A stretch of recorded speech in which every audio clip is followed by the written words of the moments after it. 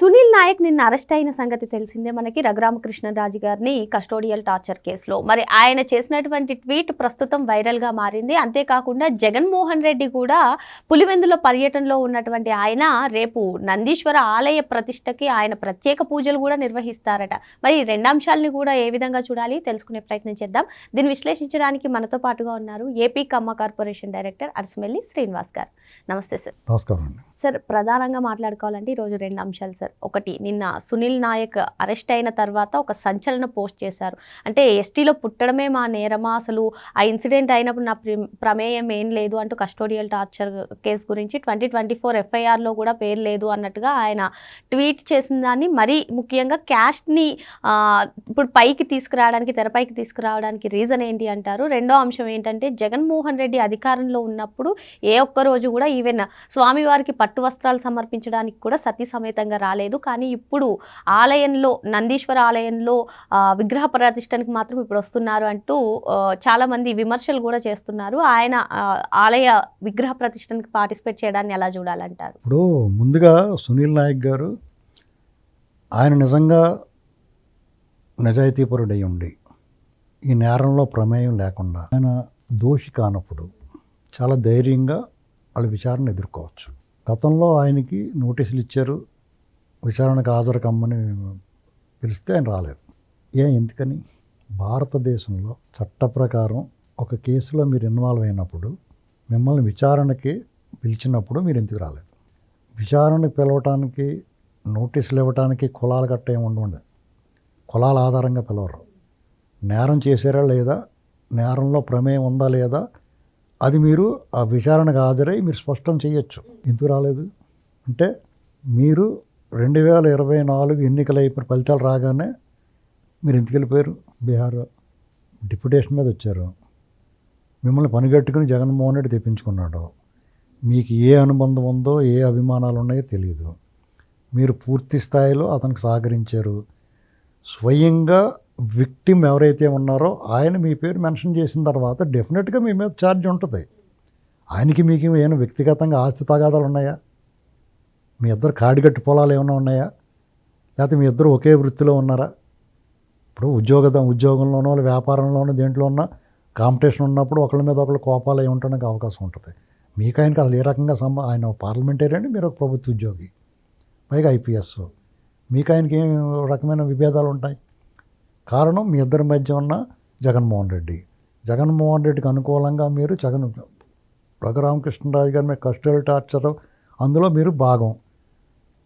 స్వయంగా మీ పేరు ఉదహరించారు. మీ పాత్రని, మీ ప్రమేయాన్ని పూర్తి స్థాయిలో ఆయన కంప్లైంట్ ఇచ్చి ఉన్నాడు. కాబట్టి మిమ్మల్ని విచారణ నిమిత్తం పిలిస్తే మీరు ఎందుకు రాలేదు? దాని సమాధానం చెప్పండి. ఫస్ట్ మీరు నేరం చేశారా లేదా అనేటువంటి నిర్ధారించాల్సిన న్యాయస్థానాలు. నిర్ధారణకు ముందు విచారణ జరుగుద్ది. ఆ విచారణకి దర్యాప్తు బృందాలు మీరు పిలిచినట్టు ఎందుకు రాలేదు?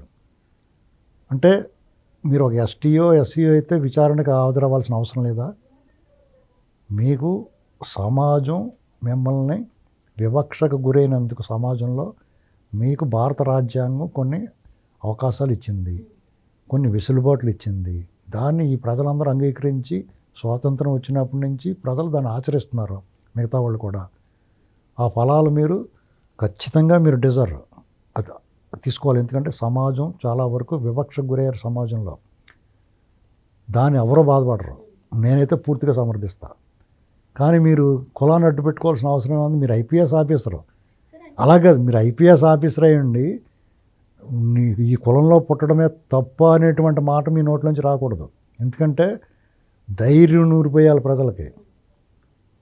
మీరు కూడా బాగా చదువుకోండి, సమాజంలో ఐఏఎస్, ఐపీఎస్ అధికారులు కానీ రాజకీయ నాయకులకి ఎదగండి, మన కులాన్ని, మన సామాజిక వర్గాన్ని ముందుకు తీసుకురండి, దమ్ముగా ధైర్యంగా నిలబడి. మిగతా వాళ్ళ కంటే మనం ఏమి తక్కువ కాదు అనేటువంటికి ఎప్పటికప్పుడు నిరూపిస్తూ ఉండాలి. అంతేగాని మీరు ఆ స్థాయికి వెళ్ళి, డిఐజీ స్థాయికి వెళ్ళి ఐపీఎస్ చదువుకుని అయ్యో బాబోయ్ కులం అంటే మిగతా వాళ్ళు ఏమైపోతారు? సార్, అరెస్ట్ అవ్వగానే ఎందుకని కులం కార్డు తీస్తున్నారు? అటు రాజకీయ నాయకులైనా, ఇటు అధికారులైనా సరే వాళ్ళు చేసినప్పుడు మాత్రం కులం కార్డులు తీయట్లేదు, కానీ అరెస్ట్ అవ్వగానే మాత్రం నేను ఎస్టీని. ఇది కులం కార్డులకి కాలం చెల్లింది. సమాజం ఏమీ అంత గుడ్డిగా ఏమి లేదండి. ఇప్పుడు మీరు ఏ కులం కార్డు తీసినా ఏ రోదన చేసినా ఆవిడ వినిపించుకోడు. ఇవాళ కావచ్చు రేపన్నా మీరు తప్పని పరిస్థితిలో రావాల్సి వస్తుంది. చట్టాన్ని నుంచి ఆవిడ తప్పించి కానూన్ కా హాత్ బహుత్ లంబా, ఆ మాట మీరే పదే పది చెప్తారు, మీరు పోలీస్ అధికారిగా ఉన్నారు కాబట్టి. ఇవాళ కాకపోతే మీరు రిటైర్ అయినప్పుడైనా ఇడ్చుకొస్తారు, ఏం అనుమానం లేదు అందులోనే. రిటైర్ అయ్యే వరకన్నా ఆగుతారు. ఈ కేసు మిమ్మల్ని వదలదు. రఘురామకృష్ణరాజు గారు అసలు వదలడు. ఎందుకంటే మీరు చేసిన దుర్మార్గం, అరాచకం చేశారు మీరు. నేరాన్ని మించిపోయి చేశారు మీరు. ఒక భారత పార్లమెంటేరియన్ తీసుకెళ్ళి మీరు కొట్టేటువంటి ఎన్ని వేల గుండెలు ఉండాలి మీకు? ఆ వాళ్ళు తెలియదా మీకు పర్యవసానాలు ఎలా ఉంటాయో? అంటే ఒక దొంగోడికి సపోర్ట్ చేస్తారు మీరు, ఒక బందిపోటు దొంగకే.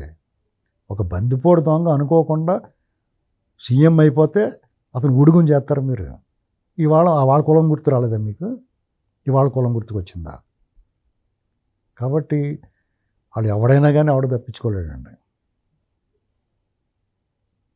ఇక్కడ జగన్మోహన్ రెడ్డి, మీ డ్రామాలను ఎలా ఉన్నా చూడండి ఒకసారి. జగన్మోహన్ రెడ్డి డ్రామా మీరందరికీ, జగన్మోహన్ రెడ్డి మీ మీద మీకు ప్రత్యేకమైన ప్రేమ ఉండడం కాలం ఏదో మతం అయి ఉండొచ్చు.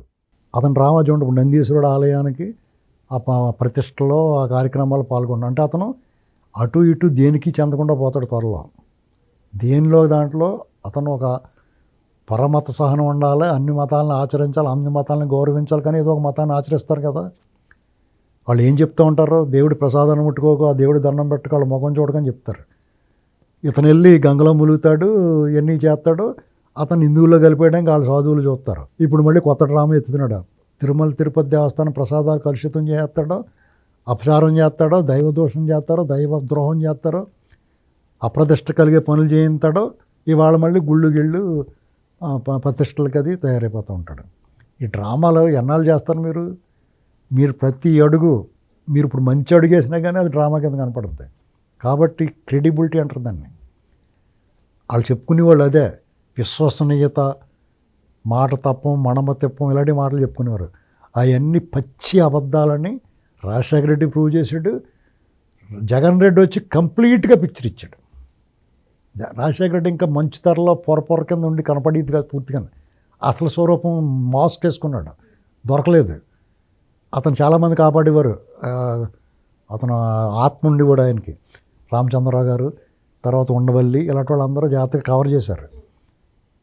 సబ్బవరి గారు, ఇలాంటి వాళ్ళందరూ బోళ్ళని కవర్ చేశారు ఆయన్ని.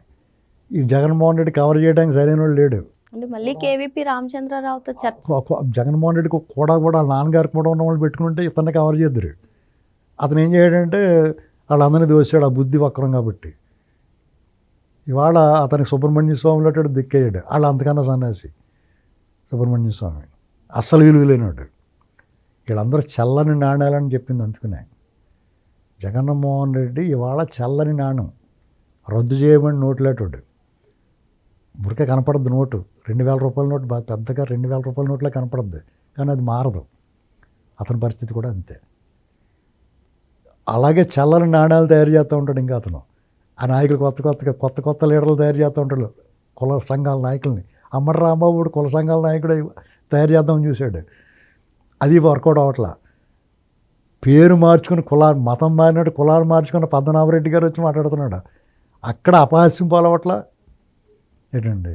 కాబట్టి వీళ్ళ డ్రామాలో వీళ్ళ కులం కార్డులు అన్నీ కాలం చెల్లిని. ఈ ప్రభుత్వం చాలా ఔదార్యము, ఉదారము, మంచి ప్రభుత్వము, కక్ష సాధ్యం రాజకీయాలు ఉండవు, ఇలాంటి మాటలు మాట్లాడుతున్నారు. కాబట్టి మీకు ఆటలు ఇంకా సాగుతున్నాయి, లేదంటే మీ కథ ఎప్పుడో ముగిసేది. ఇది గుర్తుపెట్టుకోవాలి. మరో అంశంతో మళ్ళీ కలుద్దాం. Thank you sir.